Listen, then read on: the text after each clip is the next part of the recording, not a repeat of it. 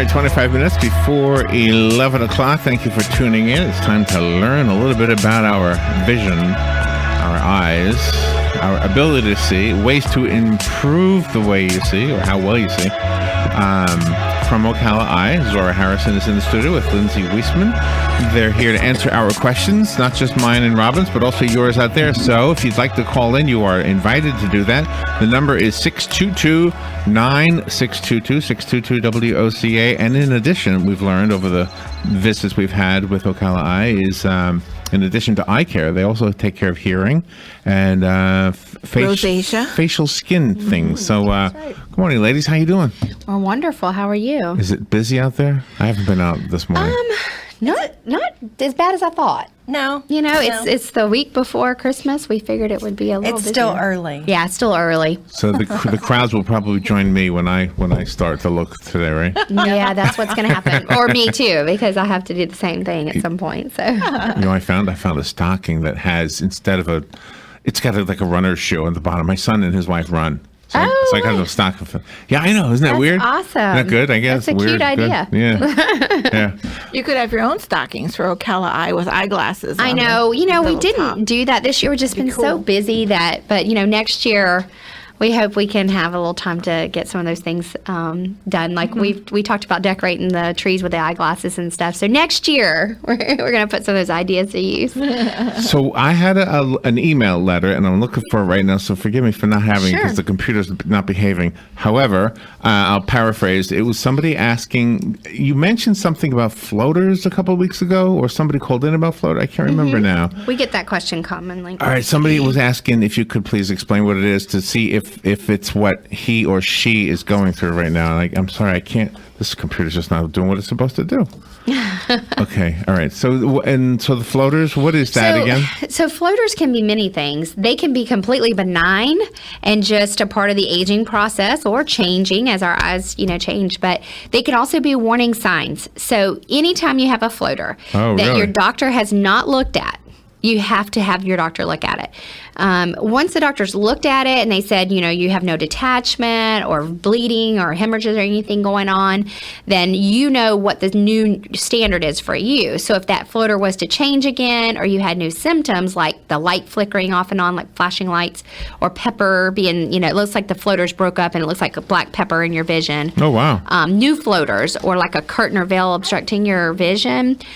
Those are all things that you would say, okay, I got to call my doctor again. So floaters are benign in most cases, but not until proven so. So you would need to go see the doctor, get a baseline exam, make sure that they're okay, but you would never really want to just assume. So typically, the brain gets used to it. They don't necessarily go away. They can kind of move outside of the visual, the center of your vision. But in most cases, the brain just kind of says, I don't like to see that anymore, and I don't notice it. And then you go out in the sun or something, and you'll see it. Yeah. Well, that is interesting. Yeah, you adapt white walls. to it. So what is it? White walls. White walls for sure. Really, and really good on white walls. Like I can see mine right now. Oh, I see what you're saying. Yeah. You look. It's like those pictures you stare at, right? Yeah. And they're the wrong color, and then you look to the side, and it's the correct color. Yeah, your brain is crazy powerful. So, but just to be safe, it's if you've not had the floater checked, get it checked and make sure there's nothing else more serious going on. A new onset of a floater, a light flashing, floaters that look like a bunch of pepper in the eye, or curtain or veil, those are all signs that you would want to seek attention from an ophthalmologist. So okay. Very good. And we do have a phone call. Sure. Good morning. You're on the air. Thank you for calling. Yes, thank you. I had cataract surgery, was very successful, and I never had floaters before the surgery, but now I have floaters. What had caused those floaters? Well, when you have cataract surgery, we're kind of, disturbing the world there where your eye was a little bit when they are taking the cataract out. So sometimes just all of that commotion in the eye can cause you to have a little floater, or sometimes you had the floater, it was there, you didn't see it, now it's kind of been stirred up because we've worked on the eye. But if you've seen your ophthalmologist and mentioned it to them, typically we would dilate you and make sure the floater. Sometimes you're still dilated from the surgery and we can see and make sure, yep, that looks normal, don't worry about it. Oh, that's good. But now if you've had one, you've looked at it, it hasn't gone away, you're probably noticing it because you're paying attention looking for it. So the longer you have it and the less time, the more you try not to acknowledge that it's there, the more likely you are to see it kind of go away. Yeah, I know they told me that it would maybe take up to maybe a year and go away. What would cause it to go away? It's just in time? Well, it's in vitreous, and your vitreous of your eye is like jelly. So sometimes it just dissipates to the bottom of the eye where, it's out of the sight that your visual axis where you're looking. But sometimes your brain just says it doesn't want to see it anymore.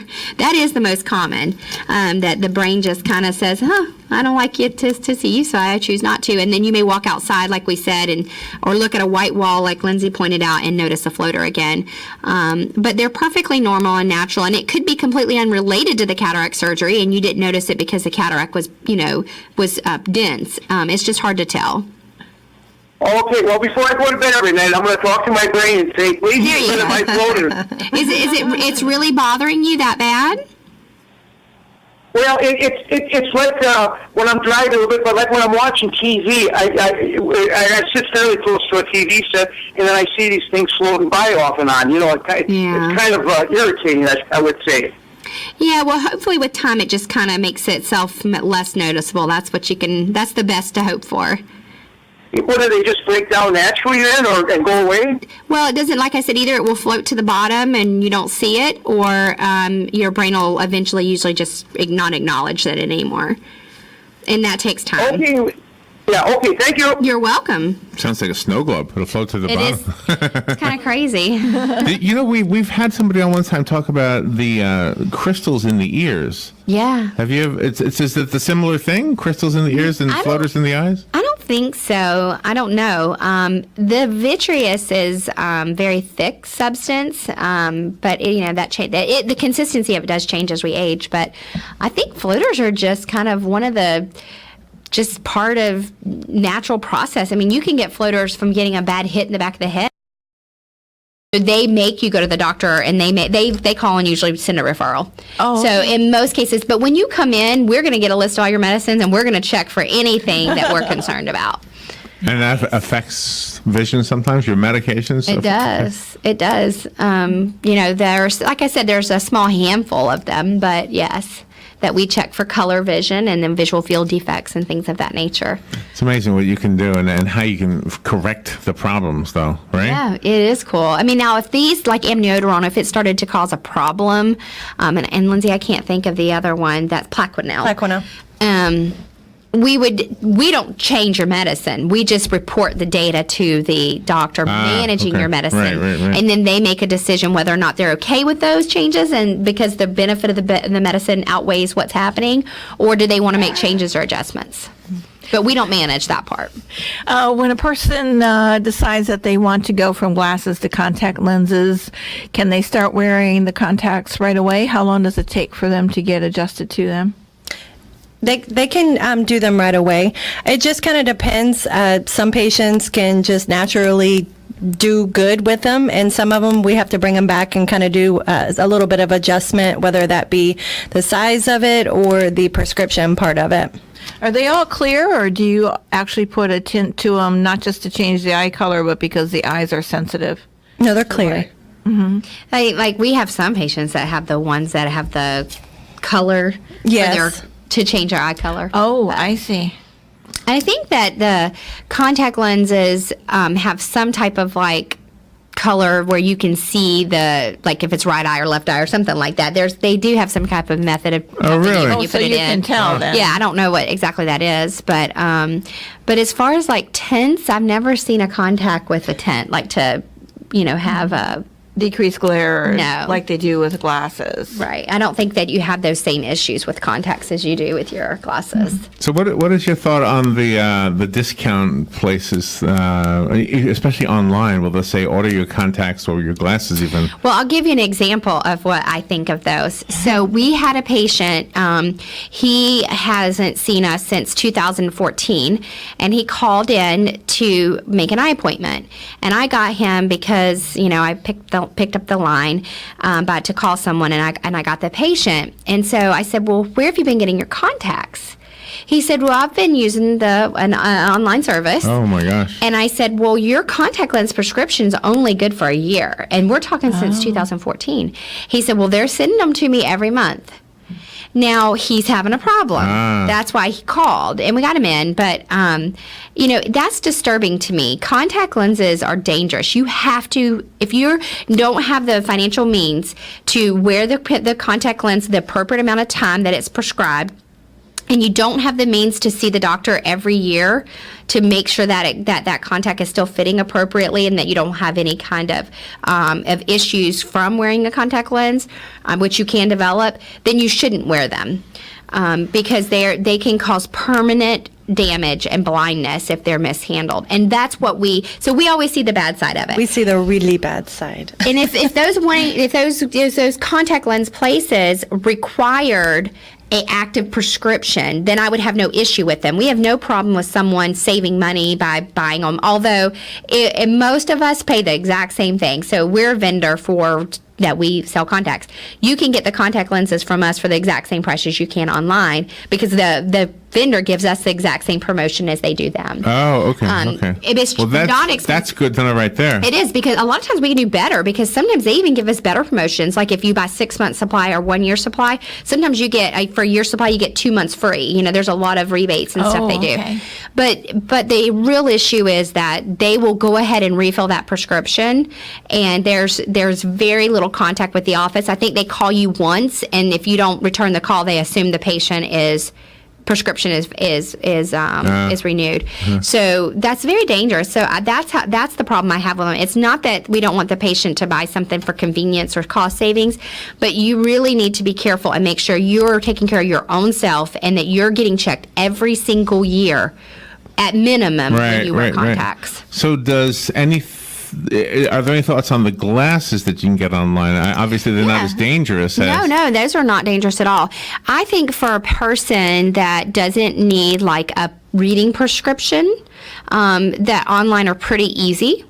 It's a pretty simple process, and we're putting our own website online store where you can go. See, that's what I would trust, somebody I know. Yes. And I was sort of suspected that you wouldn't have a good report about the online places in general. Not that they're all bad, but I don't know. I just wouldn't trust. I wouldn't trust prescriptions online. It's hard. What we do for our patients if they go online is we end up seeing them back, fixing the problem, sending it back, because when you go see an optician, it's not just that you sit down and pick out a frame. There's so much that they measure. They look at you. What do you do? What do you need? And what's material, style? I mean, just a frame. You can't look at it. It doesn't really. Yeah, you might not really like it. No, and it may not be what's good for your prescription. You know what I mean? Your prescription, your frame has to match that. So I think that online for a 19 or 20-year-old that doesn't really wear glasses for anything but distance, they could get away with it fairly easy. Okay. But our clientele, the only reason why we opened an online or will be opening online is so that there's a broader selection of frames, and we'll do any, we'll send it back and reorder or do whatever. And you got to make sure that frame looks good on your face. That's right. And that's important. The interesting thing about computers, and I know it happens to everybody. So if somebody's in that room over there and they're looking up a motorcycle, well, for a few weeks I'm going to see motorcycle ads. Isn't that crazy? Yes. But see, because we post your videos in the room, I'm pointing to the production room. that computer is now advertising glasses and contacts. Coming after us. and I thought to myself, well, wait a minute, this seems really cheap. 49 cents for Yeah. whatever. 49 Yeah. cents. Hello. I know. I just thought, what are they selling you? Like a piece of plastic or something? Well, what they are is most of them are mass produced overseas, so that makes a difference. We can't do that. We're not going to do that. We don't even sell frames that way. Our frames are always a trusted brand with a trusted warranty, because what we don't want is you come in and your frame is cracked and we say, oh, we can't do anything about that. There's, they don't work. They're not in business anymore. Or we bought these from, overseas. So we only deal with vendors that are trusted, that are well known and well established for all of our products. Thank you for sharing that with us. I'm sure I'm not the only one who's ever wondered that stuff. Yeah, I mean, honestly, we ordered some ourselves offline just to kind of test the quality. Oh, did you really? We did. With the progressive or bifocal like Robin has, they were not good. They had the patients had difficulties with them, but because they had to be adjusted or the seg height was wrong, where the reading is, it was a lot of things with them. But for the standard, maybe college student, they were pretty good. So And that's pretty easy. amazing too, because when you go into Ocala Eye, you feel like you're among friends, and you don't have to feel shy about asking different questions. That's right. And truthfully, there's not much cost savings. Nobody ever goes online and really gets the $49 one because they wouldn't be happy with them. They're going to add glare, polarization, the lighter, thinner weight. They're going to either get at least, at minimum, I would think they would get a frame that's adjustable. So once you start adding all that stuff up, you're kind of like right back to what you are in the in the Plus, store. I got a big head, so I'm going to have You have help. cannot go online. Did you have your appointment yet? Not yet. It's this week. No, I didn't. Oh, I'll talk to you about it off the air. I have a little problem with my insurance. Okay. I'll talk to you off the air about that. But you talking about that, just so people know that you take insurance. We do. Which is good, but not vision insurance, right? We don't It's take two vision different things. insurance, and a lot of patients don't want to understand that. The vision benefit you have is pretty much for routine care, okay? And most patients that walk in our door don't just need routine care. So I will tell you, if you have a vision plan and you just wear contacts and you wear glasses and you have nothing going on, you might be better seeing an optometrist locally in our area. I would not recommend a chain, but a optometrist that's well established in the area, because they do accept the vision insurance. But that's not what we see. The majority of what we see are patients that need medical care. They either have glaucoma, or they have cataracts, or they have cornea conditions, or they have retina conditions, or they just say, hey, I want to see an ophthalmologist. I want to see an ophthalmologist, not an optometrist. And when they do that, that's medical care. They're MDs, so we only file medical insurance. So I haven't started to tell you, and I'm going to tell you this only to ask you, is this common? Okay, so you know the end question. Here's the story. We have a friend who does not drive. He can't drive, okay? And so I'll drive him every now and then to Walmart. And I'll say, well, I'll be parked over here or something. And anyway, so he came out one time, and I didn't move the car at all. I parked it where I parked it. And he came out, and he finally found the car. I could see him walking around the parking lot. He said, I couldn't see. I don't know what's burning, but there's all this smoke. I said, there's no smoke at all. Well, he went to the eye doctor. It turned out he had, what did he say? Cataracts. Yeah. So the question is that common that somebody doesn't even realize? Absolutely common. And they think there's smoke out there or something. All the time. All the time. Really? I mean, But wouldn't it look smoky indoors too? Well, the reason why it's smoky is because the sun. The sun creates glare. Oh, I and glare see. is what cataracts. That's how most people. So indoors, it's not as bad as outdoors. It just depends. Like, they do complain. Yeah, they do, and they really realize it when they get one eye done and not the other yet. When they're in between their eyes, they cannot believe how much they really weren't seeing, and they thought that they were seeing what they thought they were seeing, and it's nothing of what they thought. It's kind of crazy. explain some phone calls too. I have my office at Surgery Center. I kind of walk through there and talk to the post-ops, and there was a patient. I saw him like a couple weeks before, and I remembered him. So I said, "Oh, you're back for your second eye," and he said, "This is the best thing I ever did." And I said, "I'm so glad to hear that." And he told me, he said, "Yeah," he said, I thought my wife was beautiful before I had this surgery, but after I had the surgery, I said, man, you're beautiful." And I said, "I'm going to put you on TV. I'm going to bring you to the radio station," because that was so sweet. But truthfully, patients don't, they kind of they're nervous about that first eye. They're extremely nervous. Sure. Which is expected. Yes, and then when is. they get done with their first eye, I cannot tell you how many times I've been in a room with a one-day post-op and they're saying, "I cannot believe I did not do this sooner. This was so easy." I want my other eye. Which And is it right scary. away? Is it right away? Instantly. Oh, really? Usually by the next morning, they're driving themselves to our office. Which, I mean, I get it. I mean, it's very scary knowing that you're going to have surgery on your eye, and seeing is very important, and it is a scary thing, but they definitely are surprised at how easy the flow and the process is after. So how long do you have to wait for when you have cataract surgery on one eye to the next eye? We like 2 weeks. We just do. It's just the safest way that the eye is through most of the healing. We know we're going to. However, we have circumstances where we do a week apart because the patient is super nearsighted or farsighted in one eye, and the imbalance makes them sick.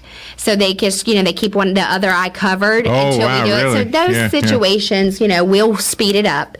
But in most cases, 2 weeks. And we've also had a couple patients that have flown from extremely long, far away. We just had Switzerland in our building. Really? Nice. Yeah. Well, that says something about your reputation. Yeah, we have overseas people come overseas to come just to us. We have patients that come from New York, that come from Georgia. They will only see, one is Dr. Morris, one is Dr. Amala, like that. And I know that because they come to my location, but they drive. They drive for their a appointment. long ways. Wow. Wow, that's amazing. Texas. Well, and that's the way I feel. I mean, if it's something is important, don't do it online. Don't do it with somebody you don't trust or you don't know, So, something going on?